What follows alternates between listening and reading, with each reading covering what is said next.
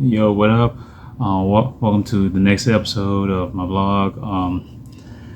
Since the season hasn't started yet, I kind of did a voting poll on Instagram, and people voted for today's topic, which is be just lessons I've learned throughout my entire journey, just so far my athletic career, and all the lessons they kind of boil up to three types of subsections. So one be about body, other would be by track or sport specific lessons, and the last one would be just in general life, or essentially how to be successful or find success in your life and stuff. First, I'm going to the body lessons, essentially what I know about my body, and also how the human body actually works and everything. So the first thing I learned is that for me personally, I'm one of outliers. Just in general, how my body functions and how it's structured. I have long legs and short torso. My legs make about 58% to 59% of my total body height.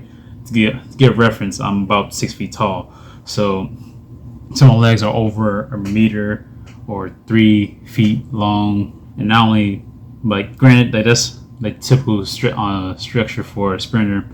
But the thing that also makes me the true outlier is that my legs are very muscular. They're long but muscular. Usually the people with long legs are usually more slimmer, and they have a lot more. The tendons are a lot longer.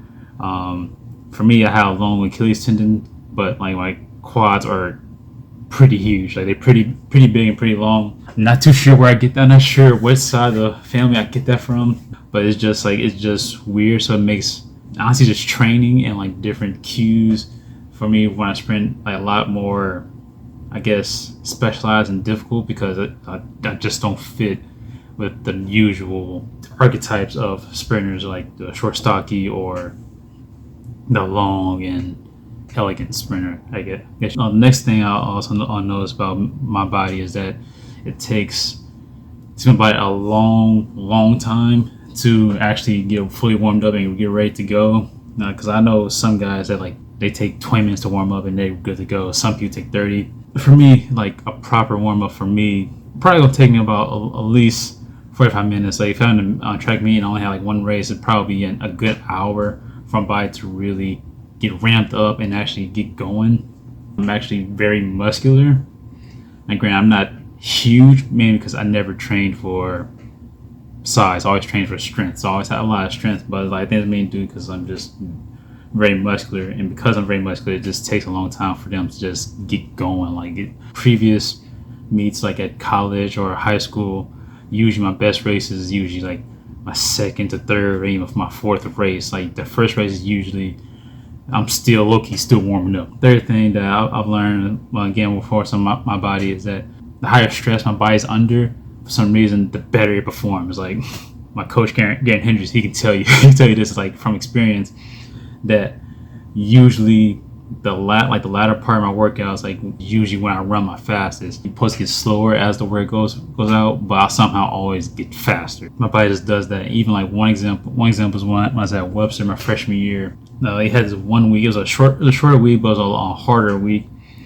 Because you had to meet on Fridays. That's why it was the shorter training week. And on Monday, I did heavy sleds, block stars, and all that stuff. And then Tuesday, I did 300 repeats, 4 or 5 of them at 90%, with 5 minutes rest. So it was a real tough workout. Then Wednesday, I think I did some cross training, but still it was always on the bike, heavy resistance, going all out. Thursday, it was kind of more of a recovery because it was such a hard day. And then that Friday meet in Illinois College, I remember my coach, he told me straight up, he was hey, it's been a really hard training week, so don't expect to run super fast times. And I was all right, cool, coach, no problem. I'm gonna go out, just compete. In the 60, I ran the PR at the time, 6:98. And then the 200 was even more weird, because I remember warming up for the 200. I did not feel like running the 200 at all. I even told my coach, I was hey, I'm about to scratch 200. He was oh, well, let's run, see how you do and all that stuff. I was okay. So ran 200, got out extremely slow, pretty lazily. So then I got off the first curve, and I started hearing footsteps. And that's like that. Excuse my language, but that scared the shit out of me.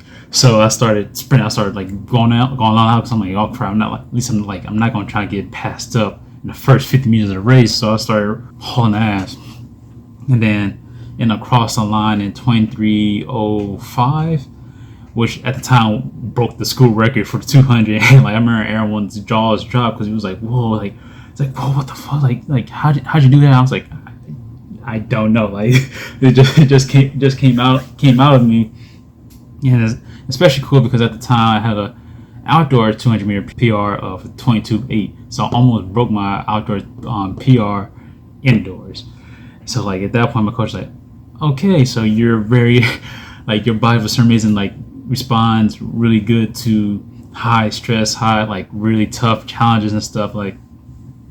So like that's one thing that I've noticed about my body and all that stuff. And then one thing I also learned about the human body is that the human body is very adaptable. So like granted, like for instance, like if you try to go out and do a whole new training workout, it's gonna take, of course, it's gonna take some time to get used to it. But usually, if you keep stay consistent and keep going to it, your body will snap into place to respond to that new stress and new stimulus and stuff. Even though like you might be doing a workout that might seem hard, like just give some time to keep doing it, keep focusing on task in hand, because your body will respond and will adapt accordingly to what is being asked of it, because it's all in the mind, because the mind controls the body, and the body literally has to do wherever the mind tells it to, and you're in control of your mind. So pretty much like your body will literally do whatever you ask of it to do.